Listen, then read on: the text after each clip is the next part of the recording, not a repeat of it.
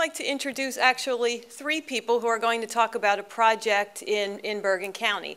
And the first person who will speak is Tom Toronto, who is from the United Way of Bergen County.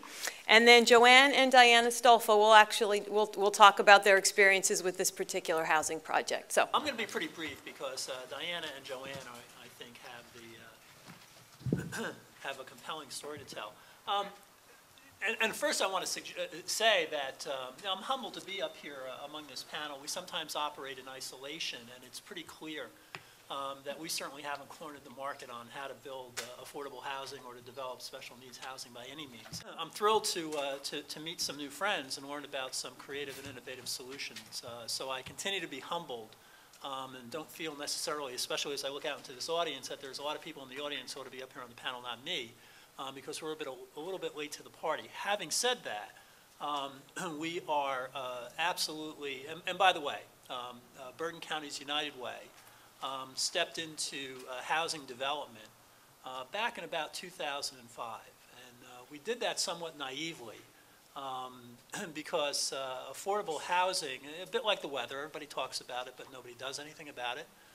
So we decided back then, because affordable housing continued to be, as it is, I think, in every county in Bergen County, in New Jersey, to be the single largest human service need. And what stimulated us to get involved was that I had been asked to chair the, I think it's done every 5 years, a priority population study that is done to determine human service needs in given communities. I think every county is required to do it by the Department of Human Services, as I recall. Affordable housing came up #1 on the list yet again, and the decision was, well, this is systemic, it's difficult, affordable housing is a pejorative term, here in New Jersey, or has come to be a pejorative term. Let's move on to something easier on the list and forget that. Well, we thought that it was too profound an issue, quite acute at that time. The real estate market was superheated, as you may recall. And we decided to wade into that world, and the only way to really solve the affordable housing dilemma is to build affordable housing. So we decided to become a housing developer. And not on our own. We partnered with another not-for-profit called the Madeline Corporation, whose executive director has a long history of actual construction experience. Her family firm was a major construction firm here in New Jersey. I'm not sure what the difference is between a 2x4 and a 4x6. And she does. So we partnered. What we brought to the table, we felt, was the relative strength of our balance sheet and the willingness to commit our capital to make site acquisition a bit risky because you weren't sure that you lined up, that none of the governmental funding had been lined up. A lot of double binds in that world, which is we'll give you money if you can get site control, but we won't give you money for site control in some cases. So we were able to devote some of our capital to stimulate development. And then in just a bit of pure kismet, just reading the paper one morning, noted that there was a mayor in Allendale, New Jersey, Northwest Bergen, kind of an upscale community, who was buying back a piece of property from a developer who was going to build 24 luxury townhouses, had approval to do so, in fact, had cleared the site and had precast in place. This fellow, I think, was probably a bit prescient and understood that there was a housing crash coming, so he was willing to sell. The mayor had just been elected, and he decided to organize to buy the property back from the developer at the 11th hour and 59th minute.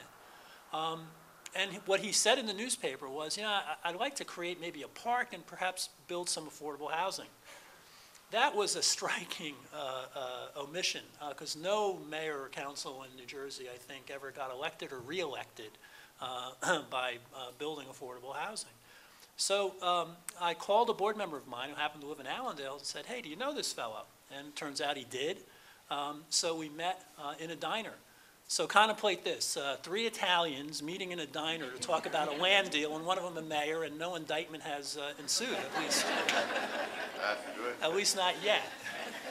And I suggested, look, we're kind of new at this game, but if you're willing to do affordable housing, we're willing to be the developer. And he said, I would like to do affordable housing. I'm not sure what type to do, but I'm thinking about special needs housing or supportive housing.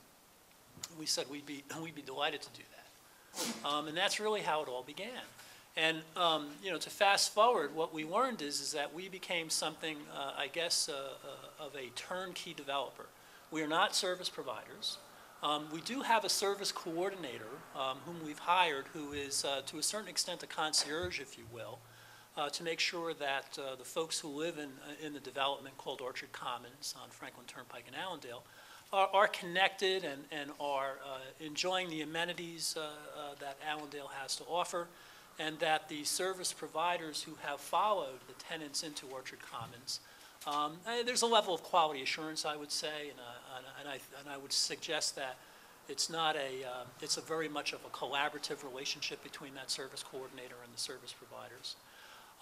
And Orchard Commons, as a result of Mayor Barra, Vince Barra, who is the mayor of Allendale, who, by the way, was reelected, and we were happy to attend his reorganization meeting where he gave a little bit of a State of Allendale address, and he said the single biggest accomplishment that the governing body had achieved in the previous 4 years wasn't the new DPW contract, it wasn't the extended hours of the Recreation Commission, but rather it was Orchard Commons. And so effective and successful was Orchard Commons that we have a second development in Allendale called Crescent Commons. We'll get off this Commons thing with our next development, but it's called Crescent Commons. It's even larger.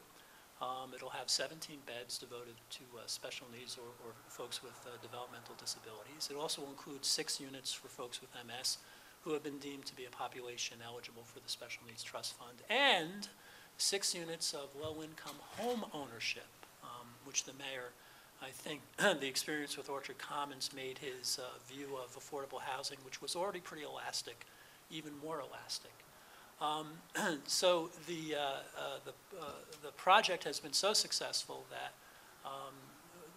the combination of our partnership with the Housing Mortgage Finance Agency, our collaboration with our colleagues at DDD, our ability to leverage county community development funds, home dollars, to introduce private philanthropy also into the mix, and the Federal Home Loan Bank, to put together all that consortium and to suggest to a municipality that what appears to be an irrational process can be made rational, and we are willing to make it rational for you and to commit our own capital, partner with you if you have capital, particularly if you have a housing trust fund, and I'm sure you all read the paper last week, and that is a profound sea change, I think, in terms of creating upward pressure from the municipal level to actually do supportive housing and special needs housing.